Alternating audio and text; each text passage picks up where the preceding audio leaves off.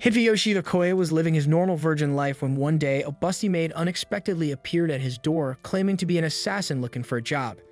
As she approached the Okoye residence, Hideyoshi was still asleep in his messy room, oblivious to the world. However, the doorbell woke him up and sluggishly he made his way downstairs, checking the entry camera to see who it was. Outside stood a beautiful woman, apologizing for the intrusion and expressing her desire to be hired as the household's maid. Still half asleep, Hideyoshi invited her in, apologizing for the untidy state of his home and explaining that his parents were away. As he made his way to the kitchen to grab a drink, it suddenly dawned on him that he had just let a complete stranger into his house without thinking. Growing suspicious, he tried to maintain a polite demeanor while keeping a close eye on her, wondering if she was trying to sell something or involved in something shady. To buy time, he asked if she had experience working as a maid. The woman responded that she had, but her previous jobs were a bit different. She explained that she used to execute traitors who had betrayed her former employer, and she was recommended for this maid position by that very same employer. Hideyoshi was taken aback, unsure whether she was joking, but something told him she wasn't. Fear began to creep over him, and he realized that getting her out of the house was now a priority.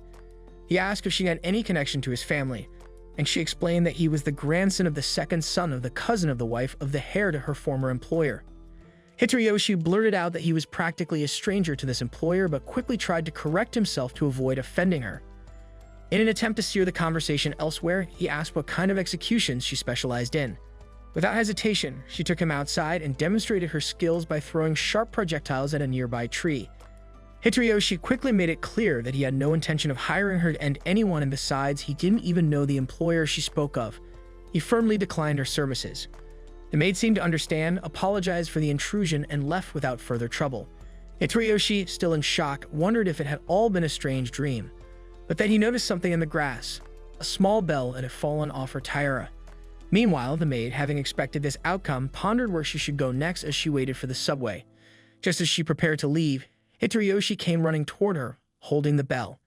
Distracted by his urgency, he didn't notice Truck-kun speeding toward him. In a flash, the maid yanked him out of the way, saving his life. The truck driver cursed at Hideyoshi for his carelessness and drove off. The maid, still shaken by the adrenaline, admitted she had never saved anyone before and that her heart was racing. Hideyoshi handed her the bell, thanking her, and they said their goodbyes. However, just as they were about to part ways, Hideyoshi changed his mind. He blurted out that he actually was looking for a maid and she could work at his house after all. They returned to the Okoye residence, where the maid spread an array of blades on the table, explaining that knives were likely humanity's first tools and, though simple, could be deadly in the right hands. Hideyoshi interrupted, stating that what he needed was help cleaning, not with weapons. The maid, thinking this was some sort of code, asked who needed to be cleaned up. Hideyoshi pointed at the bags of trash in his room, hoping it would be self-explanatory. She, however, misinterpreted, thinking someone was stuffed inside one of the bags. Exasperated, Hideyoshi clarified that he needed help with actual cleaning, like sweeping and mopping the floors. The maid asked if she'd be hired if she did the job, and once that was settled, it became apparent that she had no idea how to use a mop or bucket. What followed was a series of calamities. She spilled water everywhere, slipped, and ended up with a bucket stuck on her head. Hideyoshi, seeing the disaster unfold, removed the bucket from her head and apologized, saying it was his fault for asking her to do something she wasn't used to. He then offered to help her clean together. By late afternoon, the house was spotless, and the two shared a moment of relief. Hideyoshi thanked the maid, who looked awkward, clearly not used to receiving praise. He realized it was getting late and neither of them had eaten, having been so focused on cleaning. He asked if she could cook, but her silence answered that question. Reassuring her, he told her he had the perfect meal in mind and suggested she take a bath while he prepared it. In the bathroom, the maid reflected on how strange it felt to be thanked for her work. Meanwhile, Hideyoshi, back in the living room, pondered the oddity of his summer vacation. With his parents away, he had somehow ended up with an assassin maid who couldn't clean or cook, but he was also concerned about another possibility. What if she walked out of the bathroom wearing just a towel? However, when she emerged from the bathroom, she was fully dressed, shattering his expectations.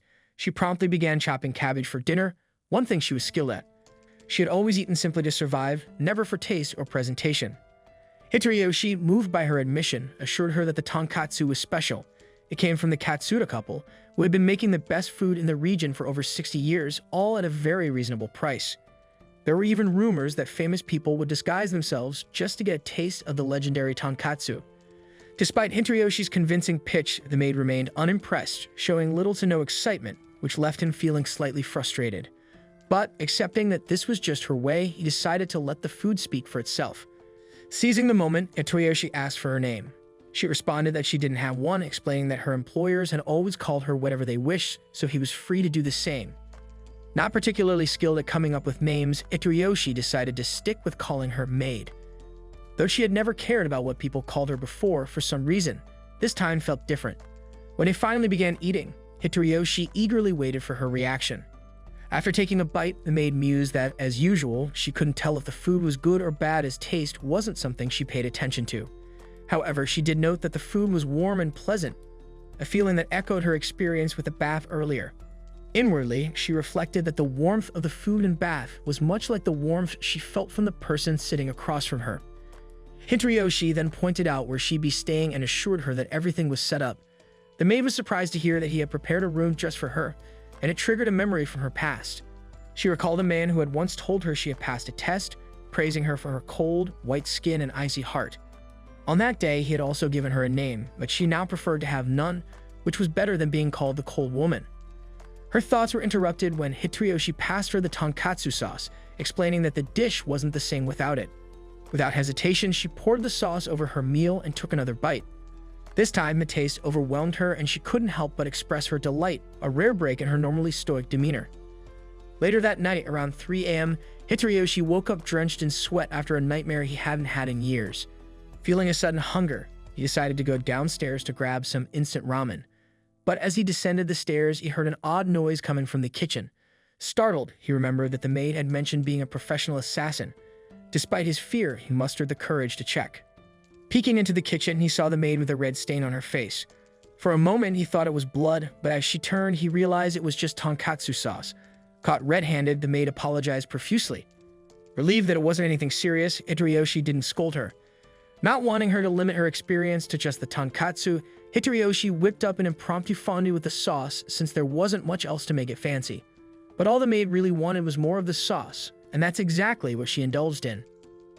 After the meal, she asked if Hitoyoshi had a nightmare, having overheard him moaning in his room. Worried he might be dangerous like her, she admitted to entering his room and found him calling out for his mother repeatedly. The maid also shared that she had a dream of her own, where she spoke to the tonkatsu sauce, which claimed it was endless and no matter how much she tried, it would never run out. At least it was a change from her usual bad dreams. She felt sympathy for Hitoyoshi, knowing all too well what it was like to suffer from disturbing dreams. Hitoyoshi brushed it off, saying it was just a recurring dream he had from time to time. He explained that as a child, he could only sleep when resting on his mother's lap, especially after such nightmares. Moved by his words, the maid offered him her lap to rest on, sensing it might bring him comfort. As Hitoyoshi lay his head on her lap, her thoughts drifted back to the man who had always told her she was born to kill, a shadow that often hung over her. But in that moment, as the boy rested on her lap, the weight of that darkness seemed to lift, if only slightly. The situation felt awkward for both of them, but neither backed out. They stayed that way, seeing it through until the end.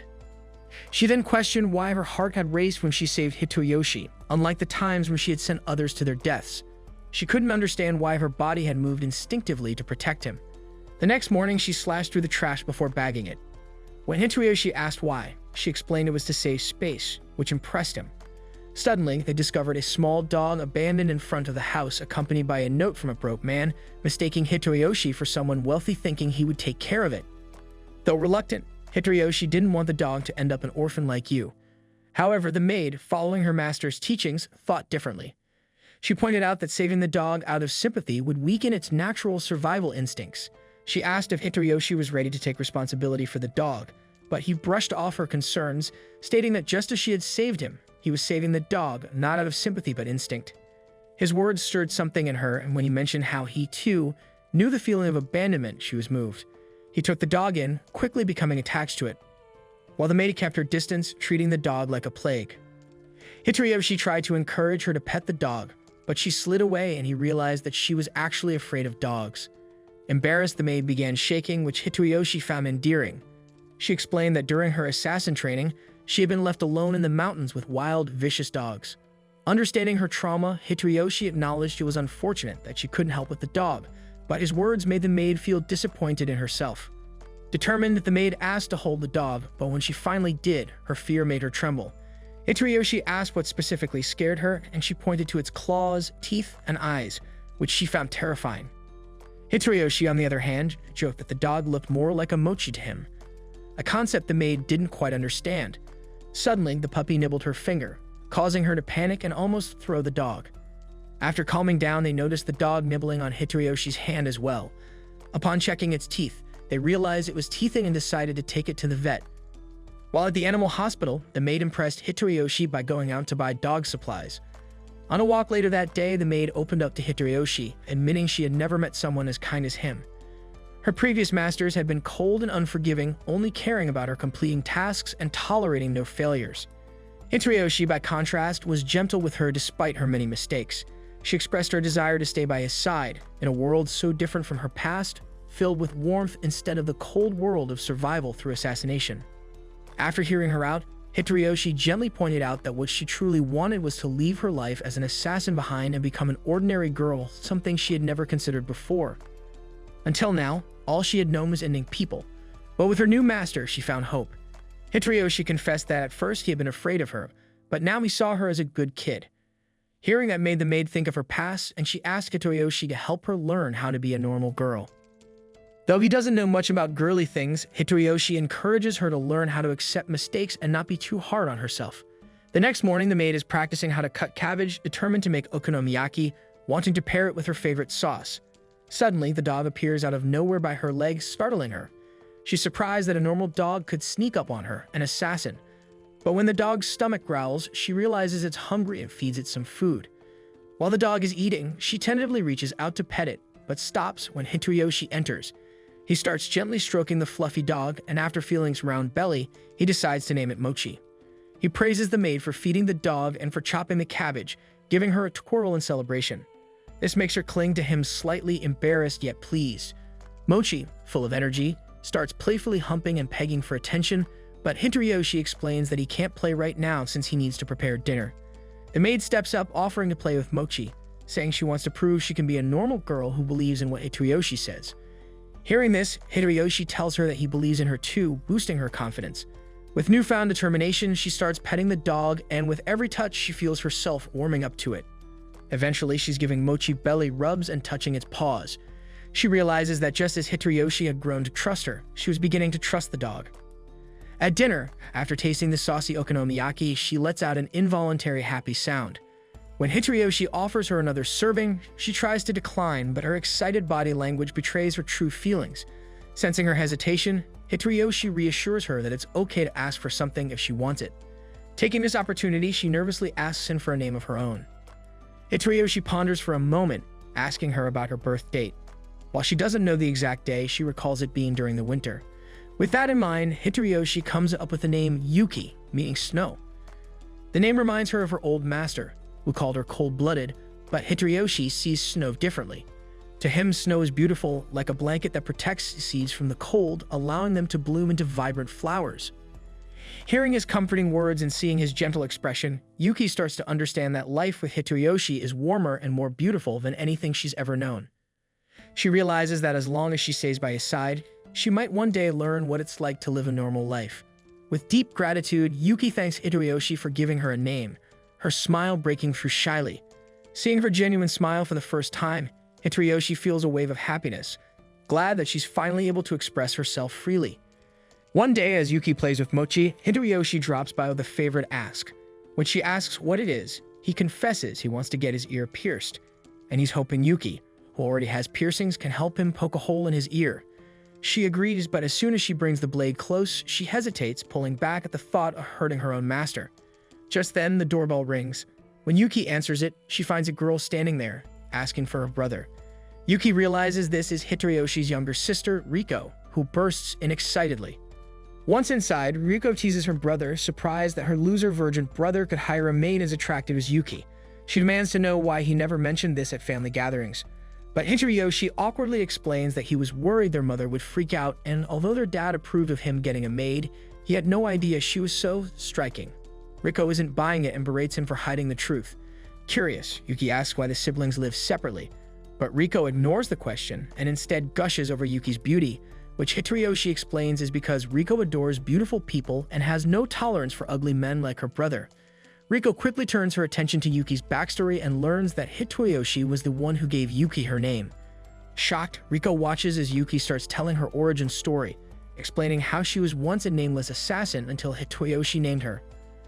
Riko has a brief moment of disbelief, but then enthusiastically asks Yuki to autograph her notebook.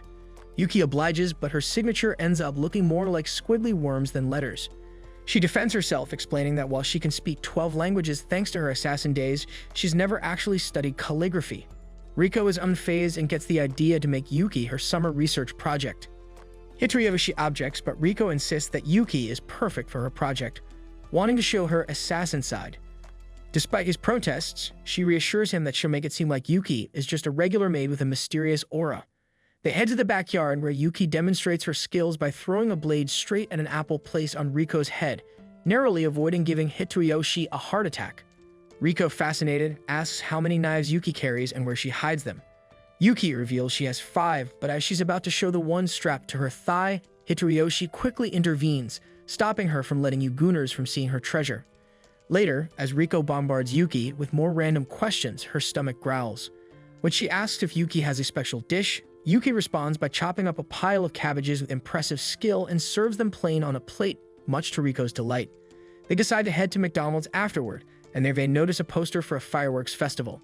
Hitoyoshi mentions that the festival is famous for its tonkatsu sauce, which immediately gets Yuki's attention, so they decide to check it out. At the festival, Riko eagerly drags Yuki to a shooting game booth. Despite her enthusiasm, Riko struggles and misses every shot. Yuki takes her turn with confidence but misses as well, admitting that shooting has never been her strong suit. They move on to a goldfish catching game, where Yuki channels her inner focus, managing to scoop up plenty of fish. Impressed, Riko asks Yuki to teach her, and Yuki patiently shares her technique. The game attendant, observing Yuki's helpfulness, compliments her as a good sister. Afterward, they buy the good stuff, which Yuki has been excited to try. The taste is so delicious it nearly overwhelms her, and she devours it like how I devoured your mom last night. The clerk, amused by her reaction, gives her extra for free, which leaves her temporarily speechless. Riko then heads off to buy some drinks. Hitoyoshi tries to follow, but Riko assures him she'll be fine on her own. While waiting, Hitoyoshi asks Yuki if she has any festival memories. But Yuki recounts a mission from her assassin days where instead of enjoying herself, she had to eliminate a target during a festival, stabbing him in the back as they watched fireworks together. Hitoyoshi is left speechless. But before he can respond, the fireworks begin. Yuki gazes at them in awe, captivated by their beauty. Riko then returns with drinks, declaring that summer festivals are the best, and Yuki smiles in agreement. On their way home, Riko jokingly scolds Yuki for eating so much sauce, warning her that she might get as big as your mom. Suddenly, they hear someone shout about a robbery, and a motorbike whizzes by, nearly hitting Yuki. Acting swiftly, Yuki pulls Riko out of harm's way, and Riko, flustered, reacts to being saved like a princess. Hitoyoshi, however, is annoyed at the spilled sauce, muttering that the robber deserves to meet his fate. Yuki takes his words literally and charges off after the thief. Seeing her in action, Riko follows along, eager to witness Yuki take action. As Yuki leaps across rooftops, Riko and Hitoyoshi chase her, eventually taking a shortcut to catch up. Where they finally spot the thief, Yuki gracefully throws a knife at his tires, stopping him in his tracks. As she approaches him with a fierce look, Hitoyoshi quickly shouts for her to stop. She obliges, flicking the robber's helmet as a minor punishment before announcing that she's hungry again. Laughing, they decide to buy more sauce and leave the robber, who is now so shaken he willingly turns himself in. After grabbing some extra food, they head home, and Riko excitedly talks about showcasing her summer project featuring Yuki to her class. This confuses Yuki, who then asks what school is. Riko explains it as an amazing place for learning, but is interrupted by a text from her mom saying she's made beef stew. Riko rushes off, and Yuki, noticing her eagerness, finds it endearing. The next day, Yuki tells Hitoyoshi she wants to experience school for herself. That morning at school, Hitoyoshi arrives, wondering if Yuki will be alright. His friends approach, chattering about a rumor of a busty big gyat made in town, causing Hitoyoshi to spit out his drink in shock. He tries to brush it off, but then the teacher introduces a new student, Yuki, stepping into the classroom with confidence, much to his surprise. Yuki then introduces herself as Hitoyoshi's cousin in front of the class. But when she sits down, she unexpectedly calls him Master, shocking everyone around. Later, after school, Riko appears and casually asks Hitoyoshi how his day went. Stone-faced, he quickly deduces that Riko is behind this setup, and she enthusiastically celebrates her plan's success. On the way home, Riko talks up Yuki's skills, mentioning that before Yuki even enrolled, she mastered everything she needed to know about school in just 3 days. Hitoriyoshi, still baffled, asks how Yuki suddenly became his cousin, conveniently in his class in school without him knowing. Riko explains that Yuki has a connection from her previous job as an assassin, which helped her get registered in the same class as him. Riko then suggested that Yuki pose as his cousin to make it easier to explain their interactions going forward. However, it was Riko's idea to keep this a secret, just to see Hitoriyoshi's reaction. Hitoriyoshi playfully smacks Riko on the head, but Yuki, concerned, asks if she's done something wrong. He quickly softens, reassuring her that he doesn't mind and hopes they can both enjoy their school life together. The next day, students rush out of class eager to grab some popular Katsuta bread from the cafeteria, which catches Yuki's interest. When Hitoriyoshi asks what she'd like for lunch, she replies that she wants the Katsuta bread they've been talking about. However, he explains that it's rarer than your father coming home, and that she'll need to be quick to get one during lunch. He even draws her a map showing how their classroom is the farthest from the cafeteria. While he feels uncertain about her chances, Yuki is determined, declaring that if the others can get the bread, she can too. Full of conviction, she dashes out, even leaping out of a window to the roof. Initially, Hitoriyoshi tries to stop her, but she fearlessly sprints across the railing, showing the fierce look of someone in pursuit of food. Realizing there's no stopping her, Hitoriyoshi watches anxiously, fearing she might expose her abilities in front of the crowd. Just as Yuki is about to jump down, she changes course and swings herself down perfectly in front of the cafeteria, snapping one bread and a sandwich. Fearfully, she then tells Hitoriyoshi that due to the high demand, she could only buy one of each. But he reveals that he's had the Katsuta bread before, insisting she enjoy her hard-earned bread. Yuki, touched, hesitates but finally takes a bite, squealing with joy at the taste. Moved by her happiness, she even shares her sandwich with him, shoving the big glizzy down his throat. That evening, Riko announces she's staying over despite Hitoriyoshi's resistance. She teases him, mentioning that he gets to live with Yuki and could clap her anytime. Riko then shares that she always wanted a sister to talk about boys with and has even imagined her brother clapping Yuki in her daydreams. Suddenly, she has a grand idea. If Hitoriyoshi were to marry Yuki, her wish would come true. Riko is convinced Yuki likes him, but Hitoriyoshi insists Yuki doesn't feel romantic emotions. He even recalls a time recently when she didn't react at all when shoving a glizzy down his throat. Still, Riko is undeterred, speculating that their father would be supportive but their mother less so. Just then, Yuki joins in and asks, confused, who's getting married. Riko reveals everything and directly asks Yuki if she likes Hitoriyoshi. Yuki replies that she admires him, which leaves Hitoriyoshi momentarily flustered. Later, as they hang out, Riko asks Yuki if she wears makeup, admiring her natural beauty. Yuki responds that she doesn't wear any makeup, prompting Riko to compliment her, saying that her face is the envy of many girls. Yuki, however, admits that her looks didn't serve any purpose in her former line of work. Riko, feeling self-conscious, remarks that she herself doesn't have a particularly pretty face, but Yuki reassures her by saying she genuinely likes how Riko looks. This surprises and warms Riko, who has never heard such praise from anyone besides her parents. She asks if she could ever look as beautiful as Yuki, and Yuki tells her that since she started eating tonkatsu sauce, her skin has been glowing. She then offers Riko some of her tonkatsu glazed melon, which initially confuses her, but she eventually enjoys it. Observing their interaction, Hitoriyoshi thinks that they already seem like sisters and credits Riko for helping Yuki adjust to normal life so quickly. Noticing his expression, Riko teases him, suggesting he must be imagining marrying Yuki so he can watch scenes like this every day. Hitoriyoshi tries to deny it, but when Riko asks if he would be happy with someone as charming as Yuki, he eventually agrees, making her smile. Meanwhile, a mysterious cat watches them from the bushes.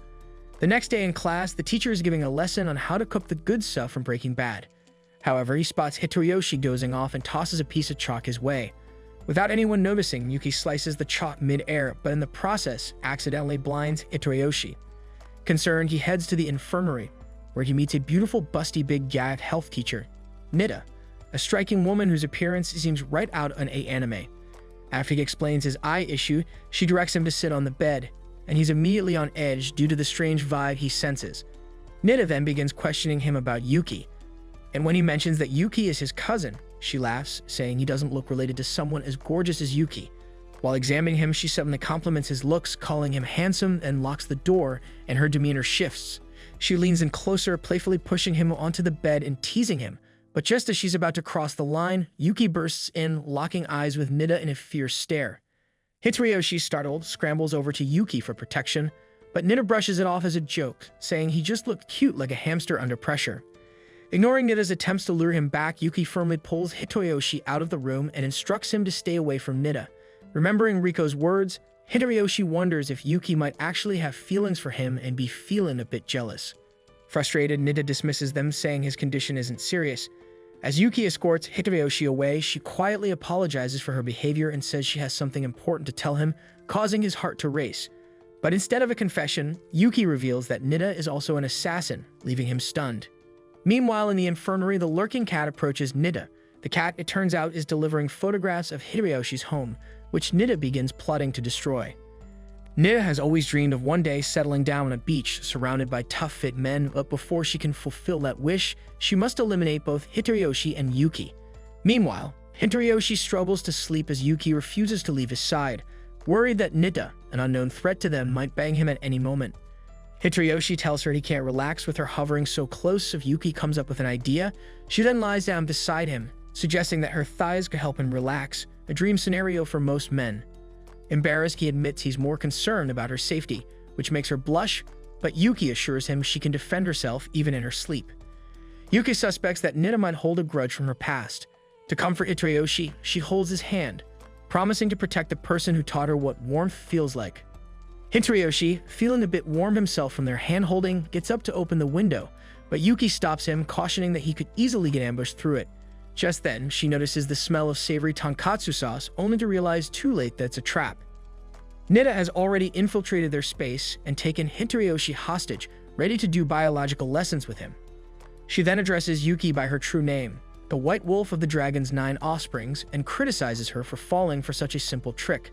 Yuki draws her knife, but Nida warns her that if she acts recklessly, she'll start by harming Hitoyoshi's eye. Yuki responds in Mandarin, threatening to feed Nida and her family to the dogs if she harms him, and this surprisingly unsettles Nida. Deciding to resolve things once and for all, Nida tells Yuki she'll be waiting at school for their duel, while she takes Hitoyoshi as her captive. After they leave, Yuki recalls her old master's words, that she is nothing more than a cold assassin with no hope for a happy ending. Yet determined to accept who she is, she steels herself to save Hitoyoshi at any cost, even if it means abandoning her peaceful life and returning to the shadows. Deep down, though, she longs for the warmth that Hitoyoshi has brought into her life. Meanwhile, Nida has tied up Hitoyoshi and, noticing his calmness, asks if he feels any resentment toward Yuki for getting him involved. Hitoyoshi admits that, though he's scared, he trusts Yuki, who promised to protect him. Curious about his lack of knowledge, he asks Nida about Ksu, a name she's mentioned before. Nida is surprised that Hitoyoshi doesn't know Yuki's background despite their close relationship. She reveals that Ksu, also known as the White Wolf, is a formidable assassin, one of the elite members of the Dragon's 9 offsprings, a group responsible for influencing some of history's most significant events. Nida realizes that killing Ksu, also known as Yuki, would skyrocket her own reputation, which is precisely her goal. But Hitoyoshi doubts her claims, insisting that the Yuki he knows is a sweet girl with a big heart and melons who loves life's little joys and squeals with happiness. Nida scoffs, admitting she's just as shocked to see what the once mighty Ksu has become under Hitoyoshi's influence. But the mention of them discussing marriage even made Nida so angry she joked about nuking their house. However, there's something about Hitoyoshi's calmness that intrigues her. She realizes he has an unusual power to soften Yuki's dark, cold heart.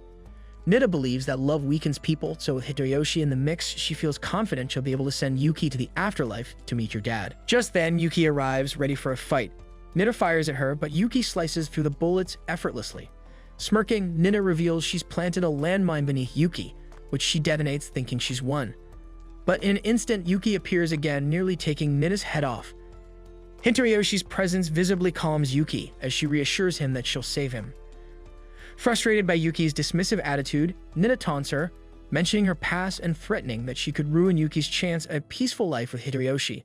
But Yuki tells Nida to keep quiet, as her only concern is that Hitoyoshi has school tomorrow and needs his rest. Enraged, Nida demands to know why Yuki can't talk about anything other than Hitoyoshi. Yuki begins chatting about her favorite things: friends, snacks, sauces, causing Nida's patience to snap. She reveals her hidden weapons, all aimed at Hitoyoshi, threatening to shoot if he struggles. Yuki finally decides she's had enough and charges at Nida. As the guns fire, Yuki expertly throws a knife into the air and deflects each bullet with her smaller blades, protecting Hitoyoshi. Nida tries to activate her backup plan, but Yuki's thrown knife hits Nida's phone, destroying her setup. As Yuki closes in, Nida has a flash of memory of who Sue really is. Desperate, Nida points a gun at Hitoriyoshi, but Yuki intercepts and kicks her down. Nida snarls, taunting Yuki that she'll always be Sue, the deadly assassin, and that no assassin can live a normal life. Yuki agrees that her old self had nothing but violence and death, but she tells Nida she won't take lives anymore or let anyone die because of her. For the sake of her future, Yuki intends to fight for a normal life. Nida, astonished, realizes that Yuki has changed. She's no longer just a killer, but a girl determined to protect what matters most. Nida smiles and laughs, finally understanding that she never had a chance against Yuki's resolve. On their way home, Yuki apologizes to Hitoriyoshi for dragging him into danger and offers to leave if that's what he wants. Instead, Hitoriyoshi takes her hand and with a gentle smile, asks her to teach him self-defense so he can protect her too. Blushing, Yuki realizes that he wants her by his side and she happily agrees. This then marks the end of today's anime recap. If you enjoyed the video and want more of it, please support the channel by leaving a like and subscribe. Let's help us reach our current goal of 20,000 subscribers.